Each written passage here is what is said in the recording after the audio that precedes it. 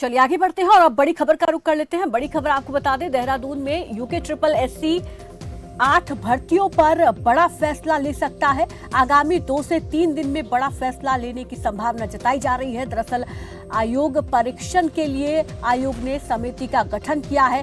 3 सदस्यीय विशेषज्ञ समिति का गठन इसके लिए किया गया है और समिति ने अपनी रिपोर्ट आयोग को सौंपी है। सूत्रों के हवाले से अहम जानकारी मिल रही है कि समिति ने अपनी रिपोर्ट आयोग को सौंपी है।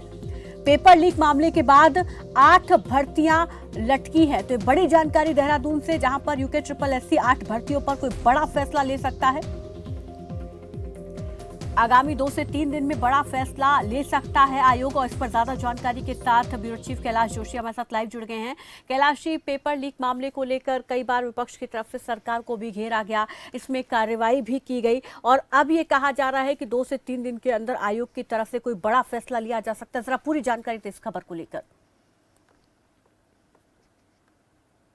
आपने कहा कि यूके ट्रिपल एससी मामले में विपक्ष ने सरकार को घेरा, लगातार विपक्ष सरकार को जगाने का काम यहाँ पर करता आ रहा था। लेकिन सबसे अहम सवाल यह है कि मुख्यमंत्री पुष्कर धामी के संज्ञान में जब ये मामला आया तो लगातार इस पर कार्रवाइयाँ हुई और कार्रवाइयाँ होने के बाद आज भी जो कार्रवाइयाँ हैं वो अपने अंजाम तक पहुँचने की ओर अग्रसर हैं।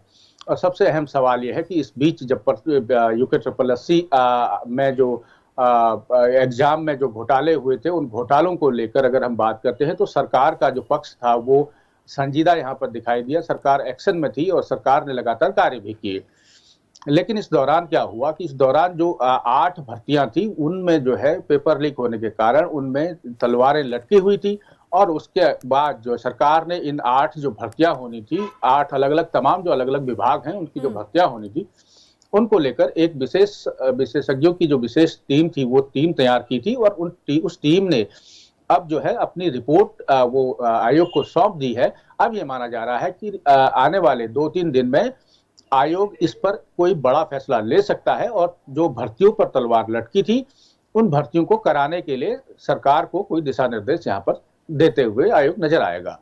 तो एक तरीके से जो अभ्यर्थी, जो परीक्षार्थी इंतजार कर रहे थे, अब कहा जा सकता है 2-3 दिन बाद उनका इंतजार खत्म हो जाएगा और एक तस्वीर जो अभी सस्पेंस जिस पर बना हुआ है वो पूरी तरीके से क्लियर हो जाएगी। आयोग ये स्पष्ट कर देगा कि अब आगे किस तरीके से परीक्षा को कराना है, क्या भर्ती किस तरीके से करानी है। बिल्कुल बिल्कुल बिल्कुल, ये अहम सवाल यहाँ पर आपने किया है क्योंकि सबसे महत्वपूर्ण बात यह है कि जिन 8 तमाम अलग अलग विभागों की भर्तियों पर जो तलवारें यहाँ पर लटकी थी, जो हमारे सूत्र बता रहे हैं, हमारे सूत्रों का मानना है कि जो विशेषज्ञों की जो 3 सदस्यीय टीम थी उन तीनों सदस्यों ने अपनी रिपोर्ट आयोग को सौंप दी है। अब ये माना जा रहा है कि आने वाले समय में, आने वाले 2-3 दिन में आयोग इस पर कोई बड़ा फैसला लेगा और जिन लोगों को इंतजार था कि उनकी जो परीक्षाएं हैं वो जो ठंडे बस्ते में पड़ी हैं वो परीक्षाएं हो पाएंगी, आयोग इस पर दिशा निर्देश देगा सरकार को कि किस प्रकार से एग्जाम कंडक्ट कराए जाएंगे और कैसे इन युवाओं के भविष्य के साथ जो खिलवाड़ हो रहा था उससे रोका जा सके और ये जो बच्चे हैं ये अपना एग्जाम देकर अपनी नौकरियां पा सके। जो सरकार के प्रयास है उन प्रयासों को इस प्रकार से युवाओं तक जो बेरोजगार युवा थे उन तक दिया जाए, उस पर सरकार इसको लेकर अब जल्द ही यूके ट्रिपल एससी की तरफ से जो है फैसला लिया जा सकता है। बहुत बहुत शुक्रिया कैलाश जी हमारे साथ जुड़ने के लिए, इस तमाम जानकारी के लिए। तो 2 से 3 दिन में आयोग की तरफ से एक स्पष्ट फैसला यहाँ पर लिया जाएगा और जो परीक्षार्थी इंतजार कर रहे थे उनका भी इंतजार खत्म हो जाएगा और जल्द ही इन जो भर्तियां लटकी हुई हैं उनको पूरा किया जाएगा।